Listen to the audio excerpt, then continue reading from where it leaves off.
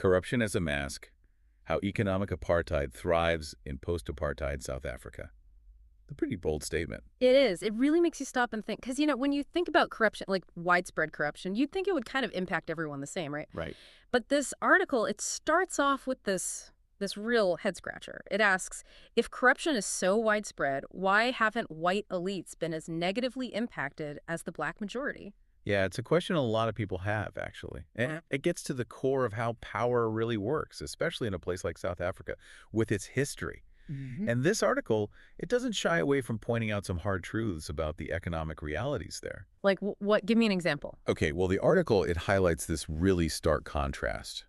Unemployment among black South Africans, it's remained tragically stagnant.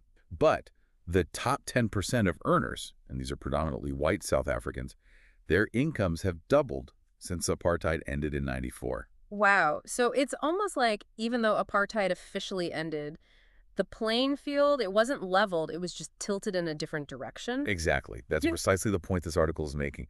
And, it really makes you think, if corruption really is the main problem here, shouldn't everyone be hurting? Right. So we have this narrative, right, of widespread corruption, especially within the ANC government. But at the same time, you have this other thing happening. This article, it points out that white-owned corporations, they've actually been doing really well. They've seen significant economic growth during this same time period. Yes. And the article uses this phrase, it's a powerful phrase, economic apartheid, to describe this continued gap. Like the system that was designed to disadvantage black South Africans during apartheid. It never really went away. It just kind of morphed.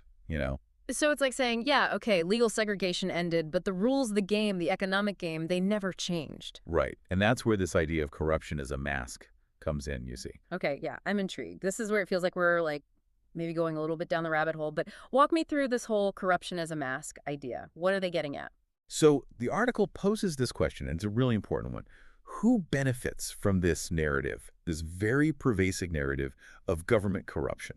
Because if you actually follow the money, a very, very curious detail emerges.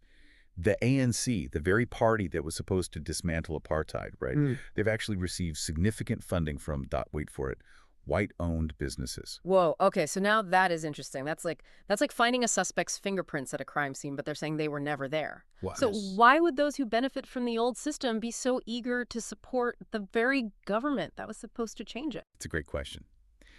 And the article, it points to this example of Harry Oppenheimer. He was a mining magnate, and he very publicly supported the ANC, Yeah. especially leading up to those 1994 elections. On the surface, it seemed, like a gesture of goodwill, like he wanted a democratic South Africa. Right, right. But the article, it digs a little deeper, and it highlights how, behind the scenes, Oppenheimer was engaging in these practices, these financial moves that a lot of people would look at today and say, wait a minute, that looks a lot like economic sabotage, Hmm. transferring assets offshore, things that could undermine investor confidence. So playing both sides, publicly backing the ANC while potentially, maybe not so subtly, destabilizing the country's economy. Exactly. And this seeming contradiction, it's really at the heart of what this article is trying to unpack.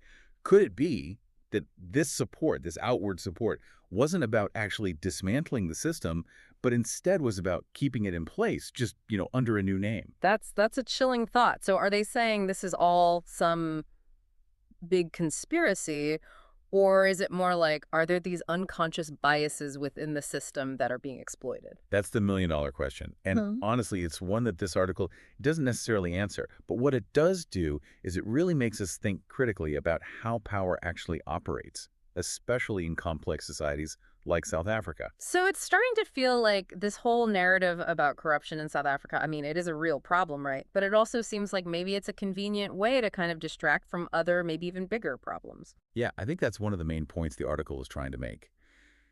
That by focusing on the flaws, the mistakes of the ANC government, we kind of let those who benefited from apartheid, those who still hold a lot of power, off the hook. Right. It's like all eyes are on the ANC, so no one's paying attention to what's happening, behind the curtain. Exactly.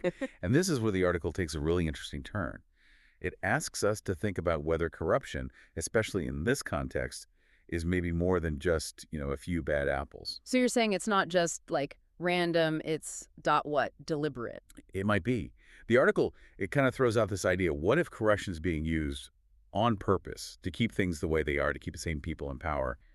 Is there some secret plan to make sure Black South Africans stay economically disadvantaged?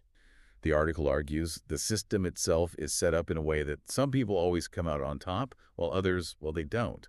And so corruption, it's a way to use those inequalities to make those at the top even richer and make life even harder for everyone else.